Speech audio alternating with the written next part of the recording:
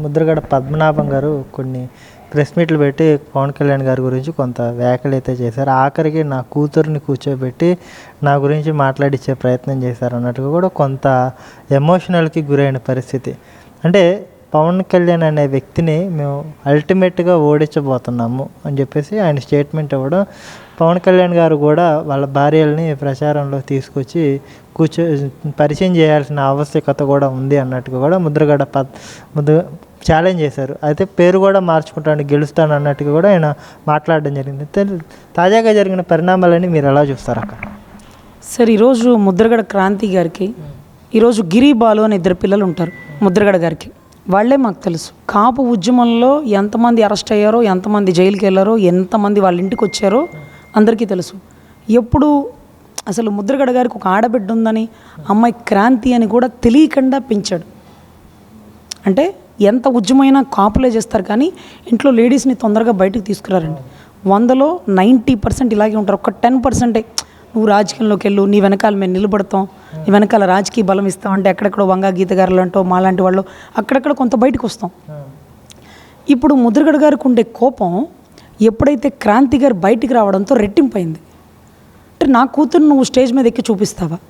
అందుకనే ఆయన మీటింగ్ స్టార్టింగ్లోనే చెప్పారు, అల్లూరి సీతారామరాజు గారి సాక్షిగా ఈ అమ్మాయి ఎప్పుడు వచ్చింది, ఎవరు అనేది కూడా మాకు తెలియదండి, మనస్ఫూర్తిగా తన మనసులో మాట చెప్పింది అని అన్నారు. కానీ అట్లీస్ట్ జనసేన కండవ కప్పలేదు అమ్మాయికి. అంటే దాని అర్థం ఏంటి? ఆయన రాజకీయం చేయగలిస్తే వెంటనే జనసేన కండవ కప్పి వాళ్ళ నాన్నగారి క్యాన్వాయ్కి దీటుగా ఈ అమ్మాయి క్యాన్వాయ్ తిప్పేవాడు. ఎందుకు తిప్పలా? తండ్రి కూతురుని విడతీయకూడదు. మోరోవర్ ఇక్కడ ఏంటంటే ఆయన పేపర్ చూసి చదువుతున్నారు, ముద్రగడ క్రాంతి అంటూ ఇంకొకటి. అంటే దాని ఉద్దేశం ఏంటంటే అమ్మాయి పేరు డీటెయిల్స్ కూడా సార్కి తెలియదనే ఉద్దేశం. అంటే ఎందుకు ఈ విషయం చెప్తున్నానంటే, పవన్ కళ్యాణ్ గారి దగ్గరుండి నా కూతురుతో చెప్పించారు అని ఏదైతే ముద్రగడ గారి కోపం రెట్టింపు అవుతుందో ఆ కోపం సర్వసాధారణం అండి. ఎందుకంటే ఈరోజు మీరు గమనిస్తే చెప్పండి, ఎన్ని ఉద్యమాలు జరిగినాయో, ఎక్కడ లేడీస్ అనేది తొందరగా బయటికి రారు. అసలు సురేఖ గారు ఎప్పుడైనా ప్రచారానికి వచ్చారా అండి? ఈరోజు అంటే ఇప్పుడు మనం ఏదైతే చంద్రబాబు గారి ఫ్యామిలీలో భువనేశ్వరమ్మ గారు వస్తారు, బ్రహ్మణి గారు మంగళగిరి అంతా తిరిగి ప్రచారం చేస్తున్నారు. అన్ని చోట్ల అక్కడ భారతి గారు తిరుగుతారు, షర్మిలమ్మ గారు తిరుగుతారు. కాపుల్లో 80% ఆడవాళ్ళని బయటికి రానికంటే వీళ్ళే రాజకీయం చేసేస్తారు.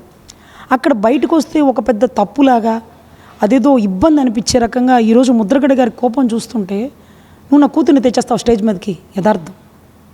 ఈరోజు క్రాంతి గారికి చెప్తున్నానండి అవుట్రైట్గా, అమ్మ నువ్వు ముద్రగడ క్రాంతి అంటేనే జనాల్లో గుర్తింపు ఉంది, నీకు జనసేన అభ్యర్థిగా సీట్ ఇస్తానన్నారు. కానీ పవన్ కళ్యాణ్ గారు దానికి ముందు ఏం చెప్పారు? నువ్వు పిలువు, మీ ఇంటికి వస్తా. నువ్వు పిలువు, మీ ఇంటికి వస్తానంటే మీ అత్తగారి ఇంటికి కాదమ్మా, ముద్రగడ గారి ఇంటికి పిలువు, ముద్రగడ గారి ఇంటికి పిలువు, నేను వస్తాను. మీ నాన్నగారితో మాట్లాడి నేనే స్వయంగా వచ్చి ఆయన ఒప్పించి నీకు జనసేన కండవ కప్పుతా. ఇప్పుడు ఈ అమ్మాయి ఏం చేయాలా? వాళ్ళ నాన్నతో మాట్లాడుకొని, నాన్న నాకు రాజకీయంలో వెళ్ళాలని ఉంది, నువ్వు పవన్ కళ్యాణ్ గారిని ఇంటికి పిలువు, నేను పిలుస్తున్నాను, నువ్వు మాట్లాడితే నాకు సీట్ ఇస్తారు. ఒకవేళ ముద్రగడ గారు మాట్లాడలేదు, ఆ అమ్మాయి ముద్రగడ గారిని వాళ్ళ ఇంటికి తీసుకెళ్ళలేదు, ఆ అమ్మాయి వాళ్ళ అత్తగారి ఇంట్లో ఉంది, అమ్మాయికి సీట్ ఇవ్వరండి. అమ్మాయికి సీట్ ఇచ్చి తండ్రిని కూతుర్ని వేరే రాజకీయం చేసి ధీటుగా ఎప్పటికీ పవన్ కళ్యాణ్ గారు నిలబెట్టరండి. ఎందుకంటే కుటుంబ వ్యవస్థల్ని కాపాడుతారు. తండ్రి కోపంలో 4 మాటలు అంటారు. అసలు ఆయన్నే మొలతాడుందా మగాడుందా అన్ని మాట్లాడిన ముద్రగడ గారినే పెద్దోళ్ళు 4 మాటలు అంటారు. ఏముంది దాంట్లో? 4 మాటలు అంటారు. మనం అన్నీ పట్టించుకోకూడదు. ఎంత చెడ్డ నాన్నగారమ్మా, నాన్నగారితో మాట్లాడదాం, నువ్వు పిలువు, నేను స్వయంగా మీ ఇంటికి వస్తాను అనే స్టేట్మెంట్లో నిన్న కూడా అమ్మాయి ఒక ఇంటర్వ్యూ ఇచ్చింది. నాకు నాన్నగారి వర్షన్ నచ్చలేదండి అమ్మా, ఈరోజు పవన్ కళ్యాణ్ గారేవి నీకు పెళ్లి చేయలే, పవన్ కళ్యాణ్ గారే నీకు కట్నం ఇవ్వాల, పవన్ కళ్యాణ్ గారే నేను చదివించలా, నీ బిడ్డలు మంచి చెళ్ళు చూడలా. ఇప్పటి వరకు చూసింది ముద్రగడ పద్మనాభం గారు. మాకైతే శత్రువు అవ్వచ్చు, మాకైతే విధి విధానాల్లో ఇంత క్వశ్చన్ ఉండొచ్చు. ఎంత చెడ్డ కాపాడు స్వయాన నీ తండ్రి. ఈరోజు నువ్వు రాజకీయంలోకి ఎదుపుకోవడం కోసం మీ అత్తగారింటి పేరు చెప్తే ఎవడికి తెలియదు, పక్కింటోడికి కూడా. ముద్రగడ క్రాంతి అంటేనే ఒక బ్రాండ్. ఈరోజు గిరిబాలు మాకు తెలుసా, మనం ఉన్నామని కూడా తెలియదు. ఈరోజు రాజకీయంలో కోట్లు లాస్ అయిన వాళ్ళు, సంవత్సరాలు తిరిగిన వాళ్ళు పవన్ కళ్యాణ్ గారు లాంటి నిజాయితీ పరులే గెలవలేని పరిస్థితి. ఈరోజు నువ్వు ఎమ్మెల్యేగా పోటీ చేసేస్తాను, నేను కండువా గొప్పకేసుకొని రేపేళ్ళుండి ప్రచారానికి వచ్చేస్తాను, ఇవన్నీ తప్పు, చాలా తప్పు చేస్తున్నారు మీరు. ఎవరు రాసి ఇచ్చిన స్క్రిప్ట్ చదువుతున్నారో మాకైతే అర్థం కావట్లేదు. పవన్ కళ్యాణ్ గారిని అవుట్రేట్గా మీరు పొగుడుతున్నారు. ఆయన విధానాన్ని మీరు అప్రిషియేట్ చేస్తున్నారు, కాదనట్లేదు. కానీ నాన్నగారికి ధీటుగా వెళితే అది పవన్ కళ్యాణ్ గారికి చెడ్డ పేరు వస్తుందమ్మా. ఆయన్ని తిప్పుతున్నాడు. నిన్నటి రోజు అంబటి రాంబాబు అల్లుడు వాడి బాధ వాడు చెప్పుకుంటే అది కూడా పవన్ కళ్యాణ్ గారే చెప్పించారన్నాడు. అరే పవన్ కళ్యాణ్ గారు చెప్పించినప్పుడు నువ్వు 10 సార్లు 4 పిల్లలు నీ కూతురు భర్తను వదిలేసి ఇంట్లో ఉందా అని ఏ రోజు అని అడిగారు ఆయన. ఈరోజు నీ అల్లుడు వీడియోతో సహా పెట్టి అడుగుతుంటే దానికి కూడా పవన్ కళ్యాణ్ గారే. నువ్వు బయటకు వచ్చి ఒక వాయిస్ ఇచ్చావు పవన్ కళ్యాణ్ గారిని సపోర్ట్ చేయండి అని, దానికి కూడా పవన్ కళ్యాణ్ గారినే. నువ్వు అవుట్ రేట్గా అప్పటికప్పుడు స్టేజ్ మీద వస్తున్నావు అని ఒక స్క్రిప్టు ఒక కాగితం రాసిస్తే నీ పేరు డీటెయిల్స్ చదివి లైక్ మంచి రాజకీయ అంటే ముద్రగడ గారి కూతురుగా నిన్ను డెవలప్ చేస్తారమ్మా. ముద్రగడ గారు చెప్తే డెవలప్ చేస్తారు, గుర్తుపెట్టుకోండి. లేకపోతే జీవితాంతం అదేదో కాపు ద్రోహిగా మిగిలిపోతాం. మాకెందుకు ఆ బాధ? ఎందుకంటే కాపుల్లో మీ నాన్నగారు ఒక ఉద్యమ నేత, రంగగారి టైం నుంచి కలిసి పనిచేసిన వ్యక్తి. ఇప్పుడేదో వయసు మళ్ళాక వైసీపీ వాళ్ళ వ్యూహంలో పడిపోయేలా మాట్లాడుతున్నారే కానీ పవన్ కళ్యాణ్ గారు ఏ రోజు విమర్శించడం, అలాంటి వల్ల మీ నాన్నగారిని విమర్శించడమే. కానీ నిన్నటి రోజు శ్రీరెడ్డి గారు ఏమన్నారు? ఏమి పవన్ కళ్యాణ్ గారు మగతనం నచ్చిన వెళ్ళిపోతున్నావా అన్నారు. నీ గురించి మాట్లాడారు. రాజకీయం అంటే ఇలాగే ఉంటుందమ్మా, నువ్వు అనుకున్నంత తేలిగ్గా ఉండదు. దయచేసి ఒకరికొకరికి శత్రుత్వం వద్దు, రాజకీయంగా రావాలనుకుంటే మీ నాన్నగారి ద్వారా వస్తేనే ముద్రగడ క్రాంతిగా పవన్ కళ్యాణ్ గారు కండవ కప్పుతారు. రాజకీయ అభ్యర్థిగా మేము నీ వెంట నిలుస్తాం. ఎందుకంటే ముద్రగడ గారి కూతురుగా గౌరవం. ఈరోజు రాధాబాబు మాకెవరు? రంగగారి కొడుకు. సో ఈ రకంగా ఎదగాలి. కానీ మీరు చేసే ప్రతి పని ఈ మధ్య చాలా ప్రెస్ మీట్లు ఇచ్చేస్తున్నారు. అది అనవసరంగా పవన్ కళ్యాణ్ గారికి మైనస్ అయిపోతుంది. మీరు మనస్ఫూర్తిగా మాలాగే పవన్ కళ్యాణ్ గారి అభిమాని, ఆయన చేస్తున్న విధానాలని మీరు సపోర్ట్ చేస్తున్నారు, ఇట్స్ గుడ్. కానీ ఎలక్షన్ టైం నాన్నగారిని మాత్రం క్వశ్చన్ చేయకండి. ఎంత చెడ్డ తండ్రే, ఆ స్థాయి ఆ స్థానం ఎవరికి ఇవ్వలేరు, ఎవరికి రాదు కూడా. రాష్ట్రంలో పవన్ కళ్యాణ్ గారు ఒంటి కాళ్ళ మీద మొత్తం కూడా విస్తృత స్థాయిలో ప్రచారం చేయడం, ఎక్కడికక్కడ మీటింగ్లు కండక్ట్ చేయడం, అక్కడ ఉన్న ఎమ్మెల్యేలని ఎండగట్టడం జరుగుతూ వస్తుంది కదా. ఓవరాల్గా పిఠాపురాన్ని వదిలేసి ఇప్పుడు మొత్తం ఏపీ వైడ్గా కళ్యాణ్ గారి ప్రచారాన్ని మనం ఎలా చూడొచ్చు అంటారు? పిఠాపురంలో ఒక చోటే కాదండి, 175 చోట్ల భారీగా గెలవాలన్న ఆయన తపన, ఆయన ఏదైతే 21 అభ్యర్థులు నించోబెట్టారో అక్కడ దగ్గరుండి గెలిపించాల్సినటువంటి పరిస్థితి.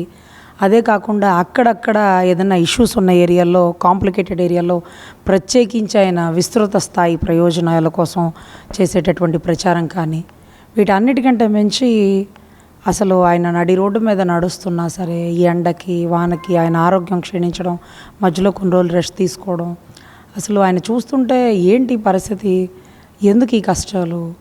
ఎంపీ స్థాయిలో కాకినాడ ఎంపీ, కేంద్ర మంత్రి అనేది మా అందరికీ వినిపించిన టాక్, అది ఓపెన్ హార్టెడ్గా పబ్లిసిటీ అయిపోయింది. కానీ దాని తర్వాత మళ్ళీ పిఠాపురం ఎమ్మెల్యేగా తీసుకోవడం, అక్కడ వర్మగారితో కొంచెం కాంప్లికేటెడ్ అవ్వడం, ఎందుకు ఈ కర్మ? కాకినాడ ఎంపీ తీసుకోవచ్చు కదా, ఎందుకు వాళ్ళని బతిలాడి అక్కడ చేసుకోవాల్సిన అవసరం? అంటే జనాల్లో ఉండాలి, అందరినీ కలుపుకెళ్ళాలి. నువ్వు గొప్ప నేను తక్కువ అనే సిద్ధాంతాలు కాదు, ఖచ్చితంగా నాకు మీరున్నారనే బలం అని చెప్తుంటే మనం ఈజీగా గెలిచే చోట అని చాలామంది అనుకుంటారు. ఏది ఈజీ కాదండి. ఈజీ ఏదంటే తెలుసండి, పాలకొల్లు ఈజీ అండి, గాజువాక్ ఈజీ, భీమవరం ఈజీ అయిందా? ప్రతి చోట మనిషికి మనిషి సహాయం అవసరం అండి. అది ఏ రకంగా ఎవరు ఎలా నమ్ముతారో మనం ఏం చెప్పగలుగుతాం? వంగ గీత గారు కాపు కమ్యూనిటీ అయినప్పటికీ ఇండిపెండెంట్ అభ్యర్థి అయిన వర్మగారు గెలిచిన మూమెంట్ మనం చూసాం. వర్మగారికి కాపు కులానికి ఏంటి రిలేషన్ అంటే, ఎవరిని నమ్ముతారు, లోకల్ అతనికి ఎంత ఇంపార్టెంట్ ఇస్తారు, ఏ సమస్య వచ్చినా ఇతర దగ్గరికి పోగలుగుతాం అనే ఒక నమ్మకం ఉంటుంది. సో ఎవరికి ఇచ్చే ప్రయారిటీ వాళ్ళకు ఉంటుందండి. ఈరోజు ఆర్ఎంపీ డాక్టర్కి ఇచ్చేది ఉంటుంది, ఒక సర్జన్కి ఇచ్చేది సర్జన్కి ఉంటుంది. వీళ్ళు ఎక్కువ వీళ్ళు తక్కువ అనేది కాకుండా నామినేషన్ వెళ్ళే రోజు కూడా వర్మగారి ఇంటి దగ్గరికి వెళ్ళి వాళ్ళ బ్లెస్సింగ్స్ తీసుకొని ఆ కుటుంబంతో మాట్లాడి, ఎందుకు అన్నిసార్లు అంటే, అరే అది ఆయన సీట్, అది మనం పోటీ చేయకపోతే అది ఆయన సీటు, కష్టమో నిష్ఠూరమో ఇబ్బందులో ఇంకొకటో ఆ సీట్ ఆయన మనకి ఇవ్వడం జరిగింది. మనం ఆయనకి ఎంత ప్రయారిటీ ఇవ్వాలి? ఏ మూలన్నా సీటు లేదు అన్న బాధ ఆయనలో లేదండి. ఎందుకంటే పవన్ కళ్యాణ్ గారు ముందుండి నడిపిస్తున్నారు. మీరు చూడండి వర్మ గారు, మాకేం తెలుస్తుంది ఇక్కడ, మీరు ఎలా చెప్తే అలా అనే ఒక స్థాయికి తీసుకెళ్తే ఈరోజు వర్మ గారు ఆ ఏరియా మొత్తాన్ని ఒక తాటి మీదకి తెస్తున్నారు. మనం ప్రచారం చేస్తున్నాం వాస్తవమే, కానీ లోకల్ ప్రజలు ఎవరిని నమ్ముతారు అనే దాంట్లో వంగా గీత చెప్తున్న మాట, నేను లోకల్ ఉంటాను అంటుంది. అరే లోకల్ నేను లేనా వర్మని? నన్ను నమ్మండి, పవన్ కళ్యాణ్ గారిని గెలిపించండి, మీకు ఏ సమస్య వచ్చినా నేను నిలబడతాను అంటూ ఈరోజు ఆయనకి కవచంలాగా ఏర్పడుతున్న వ్యక్తి వర్మ గారు. అట్లా ఇక్కడే కాదండి, ఇక్కడ పవన్ కళ్యాణ్ గారు ఎంత ప్రయారిటీ వర్మ గారికి ఇస్తున్నారో అదే రకంగా 175 చోట్ల ఎక్కడైతే టీడీపీ నుంచున్న చోట ఏ అభ్యర్థి అయితే ఆ సీటు కోల్పోయారు, అంటే జనసేన అభ్యర్థి ఒకటి ఉంటారు చూడండి, ఆ సీటు కోల్పోయిన వ్యక్తి, వాళ్ళు వీళ్ళకి అంతే ప్రయారిటీ ఇచ్చుకుంటే తప్ప అక్కడ మూమెంట్ ఉండదండి. ఈక్వల్ ప్రయారిటీ ఉండాలి. ఎందుకంటే అఫ్కోర్స్ మీకు రావచ్చు సీటు, కానీ ఇప్పటి వరకు కోట్లు నష్టపోయిన వాళ్ళు, కొద్ది గొప్ప బూత్ మేనేజ్మెంట్ చేసుకున్న వాళ్ళు, గ్రౌండ్ వర్క్ ఉన్నవాళ్ళు సడన్గా సీట్ని కోల్పోయినప్పుడు, అక్కడ టీడీపీ సీట్ వచ్చినప్పుడు అరే వస్తే వచ్చిందిలే, మాకు మీ సపోర్ట్ లేకపోతే మేము గెలవలేము అంటూ ఈక్వల్గా జనసేనని కలుపుకెళ్ళకపోతే గెలవడం కష్టం అండి. ఎందుకంటే టీడీపీ ఓటు కోసి రక్తం వచ్చినా మాది పచ్చ రక్తమే అంటారు, లక్ష ఇచ్చిన ఓటు పక్కకు పోదండి, మా బాబు గారు అంటారు. మరి ఇక బాబులకే బాబు కళ్యాణ్ బాబు గారు ఓట్లు పడాలంటే ఎలా? జనసేన సపోర్ట్ ఉండాలి కదా. సో జనసేన సపోర్ట్ అనేది చాలా ఇంపార్టెంట్.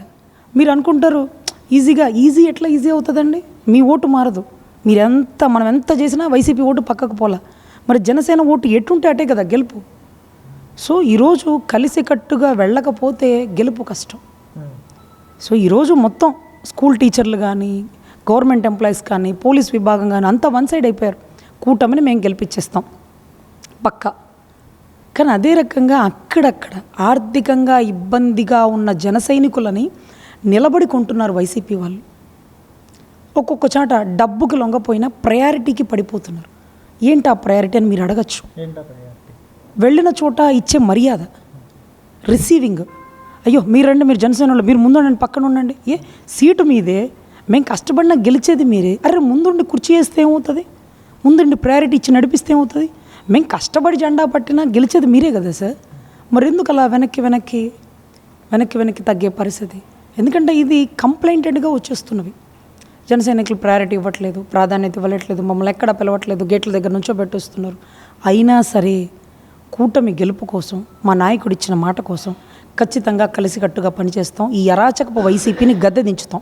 అంటే ఈ మధ్యకాలంలో ఏదైతే వర్మ గారు పిఠాపురంలో ఆయన వర్గీయుడితో సమావేశం ఏర్పాటు చేసుకుంటే కొంతమంది వ్యక్తులు మీకైతే ఓటేస్తాం కానీ పవన్ కళ్యాణ్కి మేము ఎలా ఓటేస్తాం అన్నట్టుగా కొంతమంది మాట్లాడడం, ఆ బిట్ని పట్టుకొని సాక్షి ఛానల్ పెద్ద ఎత్తున వక్రంగా ప్రచారం చేయడం. అదేవిధంగా వంగా గీతా గారు కూడా గెలిస్తే మనకు లోకల్గా అందుబాటులో ఉంటారు, సీఎం రిలీఫ్ ఫండ్ కావాలన్నా ఆమె అందుబాటులో ఉండి సంతకం పెడతారు, పవన్ కళ్యాణ్ ఎక్కడో హైదరాబాద్లో ఉంటాడు, ఆయన వెళ్ళలేము కలవలేము అన్నట్టుగా కూడా విశ్వ ప్రయత్నాలు అయితే కొంతమంది కొన్ని శక్తులు చేస్తున్న పరిస్థితి. ఈ కామెంట్స్ని మనం ఎలా అర్థం చేసుకోవచ్చు అంటే, సీఎం రిలీఫ్ ఫండ్ సీఎం సంతకం పెడితేనో ఈవిడ సంతకం పెట్టడం రావడానికి వచ్చేది ప్రభుత్వం మారిపోతుందని వంగా గీత గారికి కూడా తెలుసు, వారి స్టార్ క్యాంపెయినర్ ముద్రగడ గారికి కూడా తెలుసు. ఇంకొకటి వర్మ గారి టీమే కాదండి, నేను ఇదే మీకు చెప్తున్నాను, చాలా చోట్ల కూడా టీడీపీ ఓటింగ్ జనసేనకి, జనసేన ఓటింగ్ టీడీపీకి పడడానికి చాలా కష్టమైన పరిస్థితే ఉంది. ఈరోజు మీరు అనుకుంటారేమో పవన్ కళ్యాణ్ గారు చెప్పేస్తే ఓటేస్తారని. అరే పవన్ కళ్యాణ్ గారిని 2 చోట్ల ఓడించిన ప్రజలు వీళ్ళు. ఆయన ఏరియాలో ఆయన కమ్యూనిటీలో నా కోటేయండిరా, నేనేమి దాచిపెట్టుకునేవాడిని కాదు, నా డబ్బులే మీకు పెడుతున్నాను సహాయ దృక్పథంతో, సేవా దృక్పథంతో అన్న ఆయనకే ఓటేలా. రాధా గారిని తిప్పుతారు కమ్యూనిటీ ఓటింగ్ కోసం. అరే రాధా గారే ఎమ్మెల్యేగా పోటీ చేసి ఆయనే గెలవలేని పరిస్థితి. ఈరోజు కాపుల్లో ప్రతి ఒక్కడు పవన్ కళ్యాణ్, ప్రతి ఒక్కడు వంగవీటి మోహన్ రంగ, ఎవడికి వాళ్ళే. ఒకడు చెప్తే పనిచేసేది ఏంటా అనే కంటే అసలు పవన్ కళ్యాణ్నే తిట్టగల సమర్థులు కాపులు. అస్సలు 21 సీట్లు తీసుకొని కాపు పరువు తీసి పడేసావు. వీడు కాపాడాడు మరి కాపు పరువు, వీళ్ళు కాపాడారు మరి కాపు పరువు ఈరోజు పవన్ కళ్యాణ్ గారిని ప్రశ్నించడానికి. సో ఇక్కడ ఏం జరుగుతుందంటే కులం ఎంత తగ్గితే అంత ఎదిగిద్ది. అసలు తగ్గడానికి ఒప్పుకోకపోతే ఇంకెప్పటికి ఎదుగుతాం మనం? ముందు తగ్గడానికే మనం ఒప్పుకోమే. ఒక 2 అడుగులు తగ్గి వెనక్కి వెళ్తే ముందుకెళ్తాం. తర్వాత 33% ఏదైతే మనం అనుకున్నట్టుగా కార్పొరేషన్ స్థాయిలో ముందుకెళ్తాం. దాంట్లో పునాది ఏర్పరచుకొని నెక్స్ట్ ఎమ్మెల్యేకి వెళ్తాం. అరే పునాది ఏంట్రా అంటే మేము 2వ అంతస్తు కడతాం అంటారు. ఆయన మొదటి నుంచే చెప్తున్న ధోరణి కూడా అదే. ముందు బేస్ వేసుకుందాం, వ్యూహం నాకు వదిలేయండి. 140 చోట్ల పోటీ చేసి మనం ఏం సాధించాం? ఒక్క గెలిచినోడు కూడా పారిపోయాడు. అక్కడ కూడా తెలంగాణ ఇలాగే చేశారు, అక్కడేమైంది? సో ఇటువంటి పరిస్థితుల్లో ఈ ఒక్కసారికి అతన్ని నమ్మండి. అతను కాపు కుల పెద్దానే తీసేయండి సార్. ఎందుకంటే ఈరోజు మీరు కులదైవంగా పొలుగుతున్న వంగవీటి మోహన్ రంగ గారు ఇష్టపడి ఒక కమ్మమ్మాయిని పెళ్లి చేసుకున్నారు. ఒక మల్లాది విష్ణు గారు లాంటి బ్రాహ్మిన్స్ అతన్ని ఆయన ఎప్పుడు పక్కన తిప్పుకునేవాళ్ళు. అన్ని కులాలు, ఆయన పేరే జనం సూర్యుడు. ఆయన చచ్చిపోయాక మా కాపుడని మా వాళ్ళు దత్త తీసుకొని విగ్రహాలు పెడుతున్నారు, కానీ ఆయన బతికుండగా ఆయన ఎక్కిన జీబులో ఒక్కరో ఉంటారో, వాళ్ళు కూడా ఉంటారో లేదు. ఇటువంటి పరిస్థితుల్లో మా అమ్మ అమ్మ అని చక్కభజన చేసుకోవడానికే తప్ప మనం ఏం చేసాం కులానికి? అరే హంగా గారి బిడ్డ రాధా గారిని ఇనానమస్గా గెలిపించుకునే దమ్ము విజయవాడలో ఉందా మనకి? ఆయన ప్రతిరూపం కదా, యాస్టీజ్ అలాగే ఉంటాడు కదా. అరే మీరు రాధానే గెలిపించుకొని కాపులు ఈరోజు పవన్ కళ్యాణ్ గారు చెప్తే వింటారు. పవన్ కళ్యాణ్నే ఓడించిన మీరు ఈరోజు అంత కూటమి కలిసిపోతారా? సో కూటమి కలవడం అనేది టీడీపీ చేతిలో ఉంటుంది. జనసేన ఎప్పుడు అవుట్రేటెడ్గా పవన్ కళ్యాణ్ గారు ఏం చెప్తే అది వినే స్థాయి కొంత ఉన్నప్పటికీ స్వతంత్ర ఆలోచన ఎక్కువ ఉంటుంది కాబట్టి వాళ్ళు వింటారో వినరో అనే డౌట్ కూడా ఉంటుంది. కానీ ఇక్కడ కూటమి అంటే అభివృద్ధి, కూటమి అంటే అమరావతి, కూటమి అంటే పోలవరం, కూటమి అంటే రాష్ట్ర భవిష్యత్తు. కాబట్టి ఈరోజు అందరూ కలిసి పనిచేస్తున్నామయ్యా. సరేలే వాడు బలకరిచ్చేది ఏంది, వాడికాడ 10 ఎకరాలు ఉంటే మనకాడ 1 ఎకరం ఉంది, వాడు 10 సార్లు తింటే మేము ఒకసారి తింటాం, ఈసారి నాయకుడు చెప్పాడు చేద్దాం పాండి వాళ్ళతో మీకెందుకు అంటూ ఈరోజు ఎవరి డబ్బులతో వాళ్ళు, ఎవరి వాహనాలతో వాళ్ళు కలిసి వెళ్తున్నా వెళ్ళకపోయినా ఓట్లు మాత్రం ఏకదాటిగా పడిపోతాయండి. సో వైసీపీ ఇదే అదును చూసుకొని మీకు ప్రయారిటీ ఇవ్వలేదు, మిమ్మల్ని అసలు పొగడతలేదు, మిమ్మల్ని స్టేజ్ మీదకి పిలవలేదు, లేకపోతే మీకు సీట్లు ఇవ్వలేదు. ఈసారి మాకు సీట్లా మాకు ప్రయారిటీనా కాదు. ఒక జెండా పైకి లేపినప్పుడు కింద నలిగిపోతారు కొంతమంది, ఆ జన సైనికులు మేము. కానీ అయినా సరే దృఢమైన సంకల్పంతో కూటమిని గెలిపించడానికి మేము ఫిక్స్ అయిపోయాం. కొంత ఇబ్బంది ఉండొచ్చు, ఆ ఇబ్బందులు తట్టుకుంటాం, నిలబడతాం, గెలుస్తాం.